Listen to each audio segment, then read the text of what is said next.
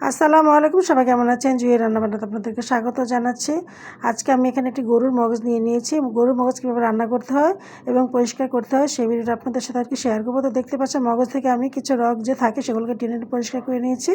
আর মগজ পরিষ্কার ভিডিও আমি অলরেডি একটি শর্টস ভিডিওতে আপনাদের সাথে শেয়ার করেছি। তো রান্নার জন্য এখানে আমি কিছু মশলা নিয়ে নিয়েছি, আর এখানে কড়াইতে দিয়ে দিচ্ছি তেলের মধ্যে দিয়ে দিলাম আস্ত মশলাগুলো, গরম মশলাগুলো। আর এখানে আমি পেঁয়াজ কুচি নিয়ে নিচ্ছি প্রায় 3 কাপ পরিমাণ। মগজ বোনাতে আমি একটু পেঁয়াজটা বেশি দিয়ে থাকি, তাই আমি এখানে বেশি করে পেঁয়াজ নিয়ে নিয়েছি। আপনি ইচ্ছে করে কমও দিতে পারেন। আর মগজ পরিমাণ বুঝে কিন্তু পেঁয়াজটা ব্যবহার করলে ভালো হয় খেতে।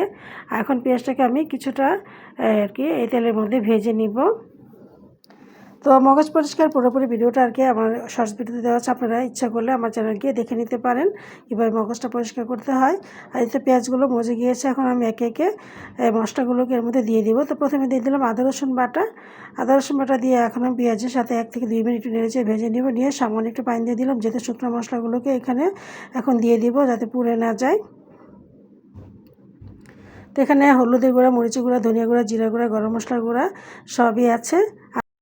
দিয়ে দিলাম স্বাদ অনুযায়ী লবণের সাথে আর একটু পানিও দিয়ে দিয়েছি। আর পানিটা কম হয়ে গিয়েছিলো, আর কিছুটা মশলা আমার কাছে মনে হচ্ছে কম হয়েছে, তাই আমি আবারও সামান্য একটু মরিচের গুঁড়া, ধনিয়ার গুঁড়া আর জিরার গুঁড়া আর কি এর মধ্যে দিয়ে দিব। দিয়ে তারপর আমি নেড়েচেড়ে মশলাটাকে কষিয়ে নিব ভালোভাবে। মশলা যত কষানো হবে তত কিন্তু খেতে ভালো লাগে। তো মশলা কষানো হয়ে গেলে পর এখন আমি এর মধ্যে ধুয়ে রাখা আর কি মগজটাকে দিয়ে দিব। এতে তো এখানে মগজটাকে আমি ভালোভাবে পরিষ্কার করে ধুয়ে নিয়ে মশলার মধ্যে দিয়ে দিলাম। আর দেখতে পাচ্ছেন কত সুন্দরভাবে মশলা ধুয়ে নিয়েছি। তো প্রথমে মগজের রগগুলো টেনে উঠিয়ে নিয়ে তারপর আমি ভালোভাবে পানি দিয়ে ধুয়ে নিয়েছি। আর ধোয়াটা কিন্তু ভালোভাবে ধুতে হবে, খেয়াল করতে হবে যাতে মানে যে মগজের রগগুলো যাতে না থাকে। এখন আমি এই মশলার মধ্যে মগজটাকে একদম কুচিয়ে নেড়ে মিশিয়ে দিয়ে মগজটাকে আমি বেশ কিছু সময় কষিয়ে নিব। তবে এটা কিন্তু কিছুক্ষণ পরপর নেড়ে নিতে হবে, নাহলে কিন্তু নিচে লেগে যাবে। তো অনেক সময় আমার কষানো হয়ে গিয়েছে, এখন আমি আরও সময় এই মগজটাকে রান্না করে নিব। এর মধ্যে এখন আমি দিয়ে দিব কিছুটা কাঁচামরিচ কুচি। তো মগজ কিন্তু কিছুটা ঝাল হলে খেতে ভালো লাগে, আর মগজ মশলা কিন্তু ভালো লাগে খেতে। আর হচ্ছে যারা ঝাল খেতে পছন্দ করেন না তারা একটু ঝালটাকে কমিয়ে দিবেন, মশলাপাতি সমস্ত কিছু কমিয়ে দিবেন। কিছুটা আমি লেবু রস দিয়ে দিলাম।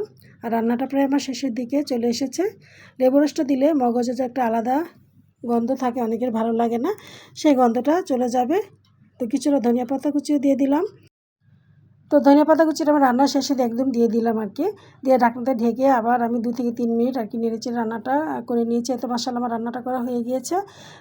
গরু বা খাসির মগজ শুধু আমরা কুরবানির ঈদে না, সারা বছর কিন্তু কিনে খেয়ে থাকি মাঝে মাঝে যখন ইচ্ছে হয় বা মন চায়।